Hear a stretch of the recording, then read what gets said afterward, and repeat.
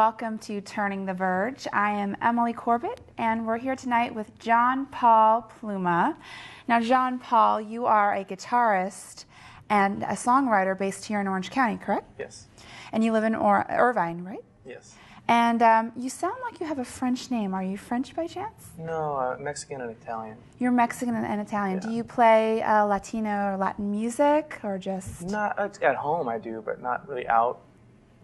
Okay, well, Most places I go, people don't really want to hear. Oh, they don't like the They are used to what you normally play. Maybe Yeah. you have a fan base. So you play acoustic, which you have your guitar here tonight. Yeah. Does your guitar have a name? No, not this one. I have a couple with names, but not this one. Not this one. So you are pretty sentimental with your instruments. Yes. Excellent. That's good to hear. So what genre do you normally play, or do you prefer? I kind of do a little bit of everything. I like being able to do, please people, pick a, they can give me a request and I'll probably know it. I know a lot of songs actually. When I studied music in college, I did a lot of jazz, and when I got out of college, I was in a ska band, and I played the bass. Yeah, it's like a kind of reggae, but faster. That I would not guess, but I'm excited to see you have a variety of talent with music. So you play live. Do you have a favorite place to play right now, or do you just switch it up every week? Yeah, well, kind of back and forth between Father's Pub and Grub and the House of Blues in Anaheim. They both have an open mic on Tuesday. House of Blues, nice place. So I want to go back and let everybody know about your childhood, or when you first began playing guitar, if it started recently or if it's been a long-term passion for you. I'd say it's in my blood. It's in my family. My grandpa played a lot of instruments. He played the piano and the mandolin and the violin and the guitar, of course. And on my other side, the grandpa on my other side, he played the guitar. And I started playing about 14 or 15. We got a piano. Oh. And my older brother played the guitar as well. And after he died when I was about 15. Mm-hmm. He left his guitars behind. So that's when I picked up the guitar. Oh, so you said that you have a few that have names. Are your brother's guitars named anything? Are they part of your sentimental? He had one that was stolen named Lisa. Lisa. Is that just like just came to mind, or is it? I think he had an ex-girlfriend named Lisa. Ex-girlfriend named Lisa. And you do have guitars, and you said one was called Rosie? Oh, that's my brother. My other brother. I have 4 brothers. Oh, okay. My brother Mike, his Tennessee Rose, he calls it Rosie. Rosie. But your guitar's name is? This one doesn't have a name, but I had my first guitar, I named it Anne. Anne. And the second guitar I got was a steel string guitar from Canada, and it had like a maple leaf inside, so I named it Autumn. Autumn. Oh, that's beautiful. But I haven't really named any since then. So you seem like you're a pretty sensitive or kind-hearted, artsy soul. Do you bring that out in your music, or are you just going to pick up that guitar and just jam out? I can go either way. I have a lot of songs that people would be surprised that I wrote that song. Like, oh, wow, that's a really kind of a deep song, or very artsy, like you said, ethereal or dreamlike song. And then some of the other songs are more concrete, bluesy, and just about my life experiences. Moving around and looking for a job and looking around. What's a favorite song that you get requested a lot when you're out, or that you just enjoy playing, that you have a favorite memory? I like this song called "She's Gonna Leave You." She's Gonna Leave You. That's pretty. Let me guess. I like playing it. I don't care what it's about. I like playing the song. It's just more of a emotional song. It's kind of an upbeat song, actually. Actually, yeah, it's from a third-person point of view. I wrote it about a friend of mine who was dealing with her boyfriend, and I kind of singing to the boyfriend about, she's going to leave you. It's just her MO, Yeah, I actually researched a little bit about your music, and one of the songs was from an instant messenger conversation. Is this the one, or is this a different song? That's a different one. It was around that period, though. So you find a lot of your inspiration from relationships or your friends' relationships? Yeah, usually my friends' relationships lately, because I haven't been in a relationship for a while. Yeah, that one, the I am conversation, I was talking to my friend George about a girl was my ex-girlfriend or whatever, and he was friends with her too, and he was kind of, relaying messages to her through me. But I saved the I am conversation, and then later I wrote a song about it. Excellent. Now you also have children. You have 2 young children. Yeah. And what are their names again? Adriana and Luke. And that seems like a good source of inspiration. Have you written any songs about your children? Well, frankly, parenting is so, it takes up so much time. There's no time to sit there and really think about it. You're in there, and maybe someday I'll reflect back on it and, write a song about it. But right now I'm in it, and I'm, just trying to be the best parent I can be. Absolutely, absolutely. What are you performing anytime soon? Any shows that you'd like to I tell have a us show about? on November 5th. I'm playing with a friend of mine named Germs, or his name is Jeremiah, but his nickname is Germs. Germs. Yeah, we're doing a show at Pelican Isle in Sunset Beach. And where was that? So everybody. Pelican Isle in Sunset Beach. Pelican Isle and Sunset Beach. I have yet to go there. Now, what kind of Me either. crowd? I haven't been there yet either. What kind of crowd shows up at these shows? Do you ever? I have a few friends that play, and sometimes they have no idea who's going to show up because they just get the name of the venue, and then they just are surprised. Have you ever shown up and then just it's a crowd that expected like hardcore rock music, and then you brought in acoustic? Have you ever had a situation like that? No, I've had places though like you're double booked with a couple other acts, and then their fans get there and they're like, well, "Who's this guy?" They were expecting. Well, they are going to get their show, but they come in and they usually enjoy what I do. Well, that's good. You make it work and just bring in the crowds no matter what they expected. That's excellent. And now you also said that aside from music, that you were a teacher. Yeah. And where did you teach? I taught at St. Barbara Catholic School. And did you also teach at a university? No. Or just the St. Yeah, it's a kindergarten through 8th grade school. Oh, and double classes. Did you teach music? Yeah, I taught music and art. Excellent. Kind of art half-time, music half-time. Speaking of art, I did notice that you are an artist and that you've created different crafts, and one of them is a guitar that you built. Yeah. Tell us about that. Since you aren't just a musician, tell us about your other side of the art. Well, I started, like I said, when my brother died, he left all these guitars in the garage, and I just started taking them apart and looking at how they're made, and then I got really interested in that. My dad saw that, and he decided to enroll us both in a guitar making class at Orange Coast College. Who knew? Which they don't have that anymore. I know, that sadly. sounds like such a great idea. So if Orange Coast College is watching, I think you guys should continue that because his photos were spectacular and amazing. Definitely you do have a website or your Facebook page if you'd like to check those out. So you've built the guitars. Any other forms of art that you participate in? Mostly just the drawing side of designing guitars. That's what I've been doing lately. I used to do mosaic furniture with a guy named Mike McCormick, and he had a company called Mike Mosaic Limited. He's down in Fallbrook now. And I worked for him for about 6 months, and it was really a learning experience. Excellent. I want to go back to a little bit about your childhood. We just touched on it a little bit, but I'd love to know, again, where your inspiration came from. And did you grow up here? Yeah, I grew up in Long Beach. Okay. Pretty close to here. Long Beach, and Yeah. you had a couple of brothers. Yeah, 4 brothers and 1 sister. My sister lives in Philadelphia now. And my sister and I are about a year apart, so we've always been really close. Do you ever get to travel out there and play? No, she's been up there 4 years, and I haven't been out there once yet. She's come back for Christmas and Thanksgiving and weddings and whatever else. Oh, she came back to do a makeup job. She's a makeup artist. Mm-hmm. And she did the makeup for a production that I was in of Hedwig and the Angry Inch. I don't know if you're familiar with that musical. I'm not, but good to put that out there. So like another thing I do.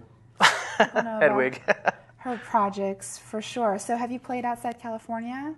No, I went on a trip to Kansas, but I didn't really play. It was more like just a vacation for family. Because it seems like if you traveled around, then the audience would probably adjust and change, and then you would have to it's something I would like style. to do. Something I'd like to do. It's just a little rough to do with my kids. Absolutely. I want to spend as much time with my kids as I can. I don't want to be that dad on the road, and they're calling, I don't want to be that dad.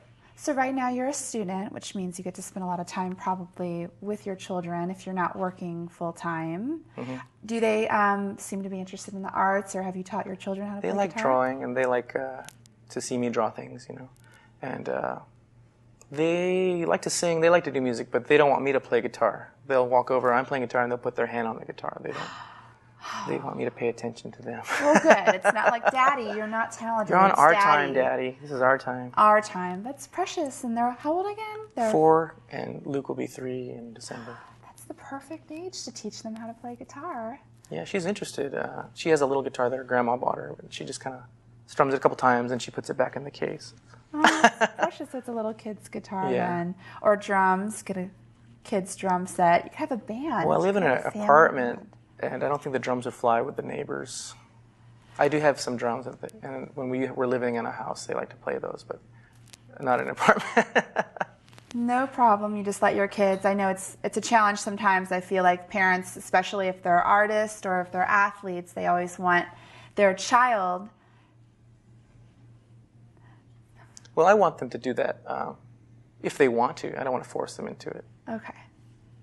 Because they usually want their child to do what they did, or actors or musicians that are famous. I'm sure you're familiar with Will Smith and his daughter out there, who he gets a lot of attention, or a lot of people get hard on him about putting his child out there in the public. Do you think you would do that if your child became interested in the arts, or would you try to keep her? I would temper that, I wouldn't force her into it. I hate to see her, a tragic case, like Michael Jackson. That's a good point. Just sort He never had a childhood. He was just kind of forced into it. Well, his whole parenting, whatever situation was different, I suppose. Definitely. But, well, I agree. It's a good idea just to keep an eye on them and let them do that when they're adults. Take it easy. It's good to learn about it and study music and study art and all that.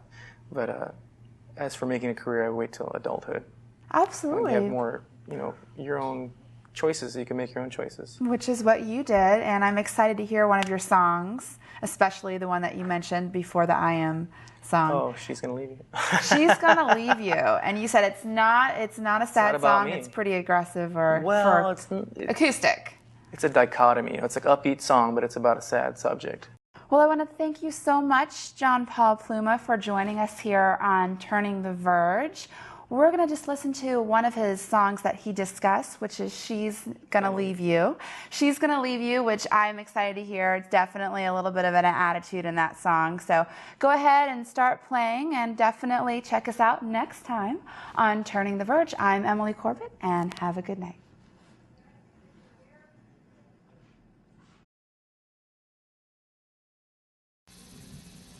Says she's gonna leave you.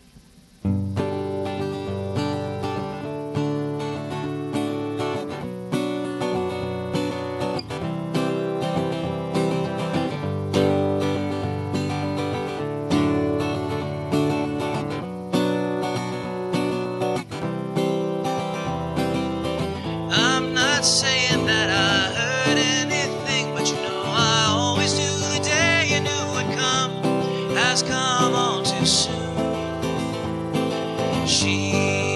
She's gonna leave you. She's gonna leave you. Don't take it personal when she says it's not working out. Try to keep your voice down, there's no need to shout. Don't lose your head, cause your greatest fear's coming true. She's a leaver and there's nothing you can do. She's way too hot and way too fast, not the kind to make it last. And she's out the door before you've had a chance.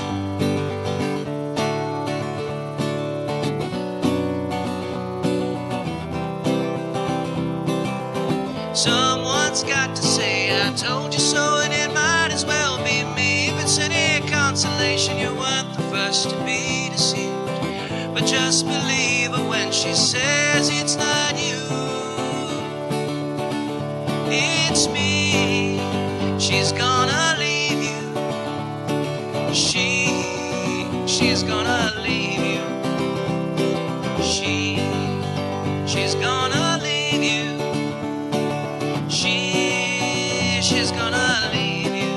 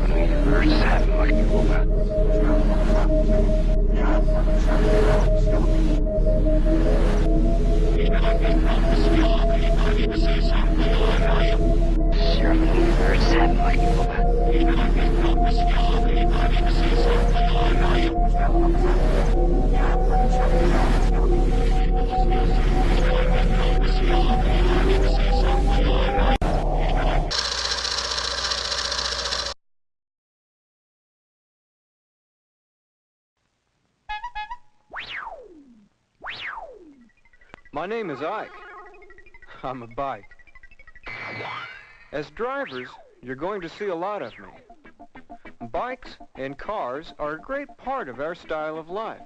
We like freedom and mobility, but we have to get along together.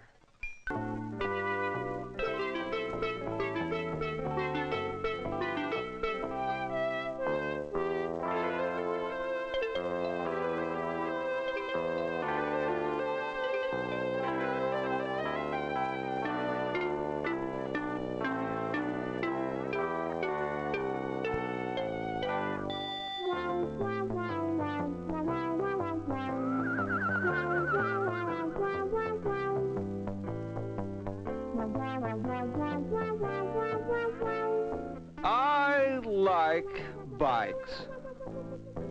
I'm just a biking nut. I like bikes. But why can't we seem to notice a sign beside the road is meant for us?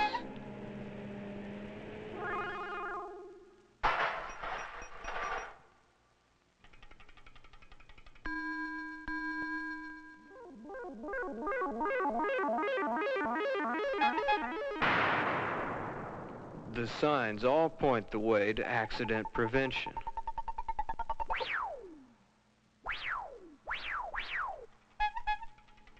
Why? Bikes. Gliding fancy-free. I like bikes. They're number one with me. I like their style. They make me smile. They suit me to a T. But safety-wise, please realize, you never should trust me. I like bikes, but I like bikes, but I like bikes, but so to make the going safer for each big and little shaver, for all the golden oldies and the tykes, though the biker may be wrong, if you like us, you belong. So say what we've been saying all along. I like bikes.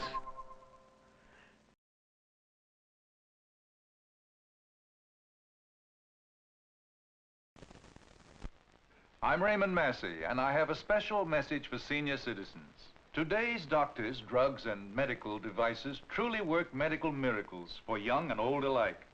But there are some as phony as a $3 bill. Like this Zeret applicator, for example, which is claimed to cure arthritis with Z-rays.